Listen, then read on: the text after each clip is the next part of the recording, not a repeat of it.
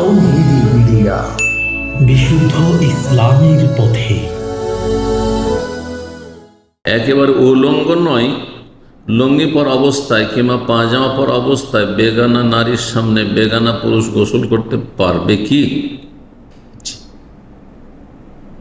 খালি গায়ে আছেন আর লুঙ্গি পরে আছেন, গোসল করছেন। গোসল করার সময় যদি লুঙ্গি এমন হয় বা আপনি যে কাপড় পরে আছেন এমন হয় যে পানি পড়তেই জাহের বাতেন সব বরাবর হয়ে গেছে, দেখা যাচ্ছে, তাহলে জায়েজ নয়।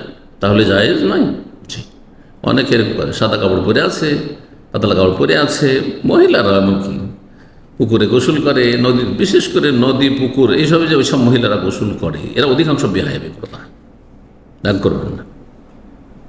গোসল করে গ্রাম দিয়ে হেঁটে যাচ্ছে পুকুর থেকে বা আপনার নদী থেকে, আর শরীরে একবারে কাপড় লেগে আছে, ভিজা কাপড় লেগে আছে, আর তার সব কিছু জাহের বাতেন সব বরাবর দেখা যাচ্ছে। নাউযুবিল্লাহ, হারাম, এটি কাবিরা গুনাহ, এটি ফাহিশা, নোংরামি করা গেলাম।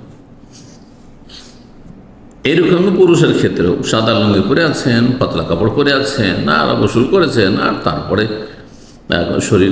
শরীরে কাপড় লেগে গেছে ভিজে, আর মহিলা তাকাচ্ছে, না জায়েজ নয়। কিন্তু এমনি আপনার ঢেলা ঢালা কাপড় আছে, মোটা কাপড় আছে, আর পানি পড়লেও তাতে ভিতরে কোনো অবস্থা বোঝা যাবে না বা দেখা যাবে না, প্রকাশ পাবে না, তাহলে বেগানা মহিলার সামনে গোসল করা জায়েজ রয়েছে। কিন্তু ফিতনার আশঙ্কা থাকলে করবেন না। আপনার নিয়তি যদি খারাপ থাকে যে বেগানা মেয়েদের সামনে গোসল করব, যাতে করে আমার গাটা দেখে, শরীর দেখে, আর দেখার পরে আমার দিকে আকৃষ্ট হয়। যুবকরা এরকম ফিতনায় পড়ছে অনেক। বা আপনি আপনার নিয়ত না থাকলে একটা মহিলা মানুষ, যুবতী ফিতনায় পড়তে পারে যে তার স্বামীর চাইতে, বিবাহিত ফিতনা পড়তে পারে, তার স্বামীর চাইতে আপনাকে ভালো লেগে যেতে পারে। এই জন্য যথাসাধ্য পারবেন এসব হারামের যে চোরা রাস্তা, এসব চোরা রাস্তাতে বেঁচে থাকবেন। যে আল্লাহ রব্বুল আলামিন এই কথা বলেনি যে ব্যভিচার করিও না, বলেছে ওয়ালা তাকরাবু যিনা, ব্যভিচারের কাছে যেও না, কাছে যেও না। যে তো যাতে ফিতনার রাস্তা খুলে যায়, সেগুলি হচ্ছে জেনার কাছাকাছি চলে যাওয়া। আল্লাহ হেফাজত করুন।